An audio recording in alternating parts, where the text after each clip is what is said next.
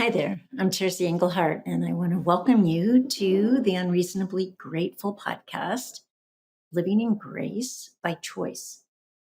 Every week, I say, some of you have been with me a long time, welcome back. Others of you have maybe listened to just a couple episodes, and some of you, this is your first, you're brand new. All of you are welcome. All of you are somewhere along your own journey of life, healing, pulling together the broken off pieces of yourself, putting your life back together, or maybe you've actually had a great life. Maybe things have always gone well for you and you're wanting them to continue to go well, or maybe there's somebody else in your life who you're concerned about. And so that's your exposure to recovery.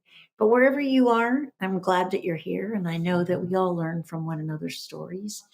And the reason I share my story is simply for that purpose, that perhaps you'll hear something you haven't heard before in a new way, or maybe you've heard it lots of times, but you're in a place this time where it hits, it lands, and hearing it actually provides something for you that allows you to move a little bit further down your own life's journey and discover more of who you are, even if things have always been blissful and amazing. We're always discovering more of who we are, how we're created, what our gifts are, how we might be used for good in this world. So, wherever that is in your life, thank you for being here and welcome. I don't have your answers. I remind you of that every week. You do. But sometimes in my sharing, um, you'll get closer to your answer. Something will resonate and you'll get an answer that perhaps you've been looking for. So that's my hope. And I'm simply sharing some of the wisdom that I've gleaned over my 38 year of recovery from living with an eating disorder and healing from sexual abuse. So that's where I am. Okay, tonight's episode. Oh, so also I want to remind you Tuesdays I do individual sessions, which really is just an opportunity for me to sit, to listen, and to reflect back to you what I see. And oftentimes, what I see or what I hear is a much more beautiful and um, graceful, gracious, kind image of yourself, because we have a tendency, all of us, to perhaps be a little harder on ourselves. And it's good to have an elder reflect back to you something that they see that gives you some encouragement. All right. You can sign up for those on terceenglehart.com under Work Together, and it's a donation basis. Okay, this particular episode is very fresh for me. It actually came out of a conversation I just had a few moments ago, and it's called Admitting Defeat.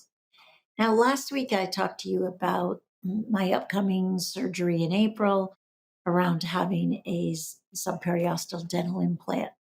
Now, you could say that part of how I got to actually begin that process of looking at having it removed is admitting that it failed, admitting the defeat of all the efforts that I've had over these 35 years. You could say that. All right. But the conversation I'm going to reference today is something simpler and easier than that.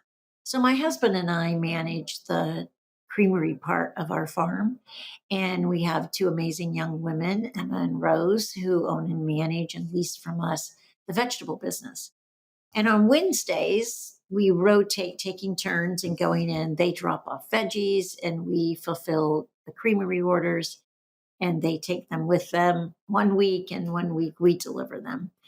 And so it's really simply a matter of people order online. We transcribe those orders into a pick list. We do the pick list, we fill the coolers, and they take them. And for whatever reason, we're always or almost always short of something. And it just kind of mystifies my husband and I. We'll make up, oh man, we're just getting old. But the truth is, we're both really trying really hard. We're the system is pretty simple. But anyhow, Emma just came back and said, okay, we want to meet. We want to come up with another system. Whatever system we're using isn't really working. it's a reflection on everyone when people have ordered something and then we show up, which is, 35 minutes away in a park, and we don't have what they ordered when in reality we actually have it. But for some reason, the order didn't get pulled, the pick list wasn't correct, something.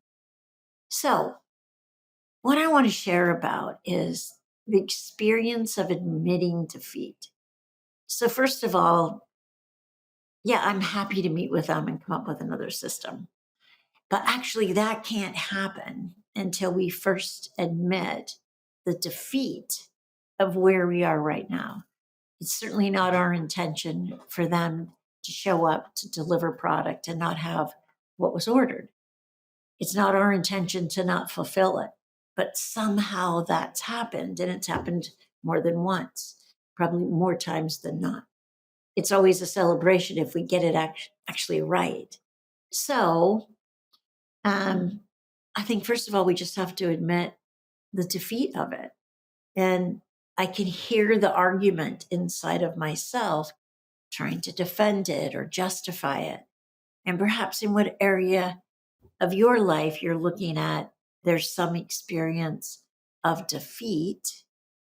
You might be arguing too for mm, the workability of it, or, oh, no, no, no, no, I can just get it right this time, or I don't know what went wrong. How did that happen?